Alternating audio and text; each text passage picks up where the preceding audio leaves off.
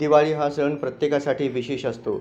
लक्ष्मीपूजन, फटाके आणि दीपोत्सवाव्यतिरिक्त देशभरात दिवाळी साजरी केली जात आहे. दरम्यान संगीत फक्त जुन्या आठवणी जागवत नाही, तर दिवाळीचा आनंद देखील उत्साहित करतो. दरम्यान दिवाळी सण सगळीकडे साजरा केला जात असतानाच एक धक्कादायक बातमी समोर आली आहे. खैराव तालुका माढा येथील सीना नदी पात्रात 4 ऊसतोड कामगार बुडाल्याची घटना घडली आहे. बुडालेले 4ही ऊसतोड कामगार हे यवतमाळ जिल्ह्यातील आहेत. गुरुवार दुपारी 12च्या सुमारास खैराव येथील सीना नदी पात्रात ही घटना घडली. शंकर विनोद शिवणकर वय 25, प्रकाश धाबेकर वय 26 दोघे राहणार लासण टेकडी तालुका यवतमाळ व अजय महादेव मनगाव वय 25, राजीव गेडाम वय 26 दोघे राहणार पटा पांगरे जिल्हा यवतमाळ अशी नदी पात्रात बुडालेल्या तरुणांची नावे आहेत. दिवाळीच्या पहिल्याच दिवशी ही घटना घडल्यामुळे सर्वत्र हळहळ व्यक्त केली जात आहे. म्हाडा तालुक्यातील खैराव येथील जगदाळे वस्ती येथे यवतमाळ जिल्ह्यातील ऊसतोड कामगारांची टोळी आली होती. या टोळीतील 4 ऊसतोड कामगार खैराव येथील सीना नदी पात्रात कपडे धुण्यासाठी व अंघोळीसाठी गेले होते. त्यातील शंकर हा प्रथम पाण्यात गेल्यावर बुडायला लागल्यावर प्रकाश त्याला वाचवण्यासाठी गेला असता तो बुडू लागल्याने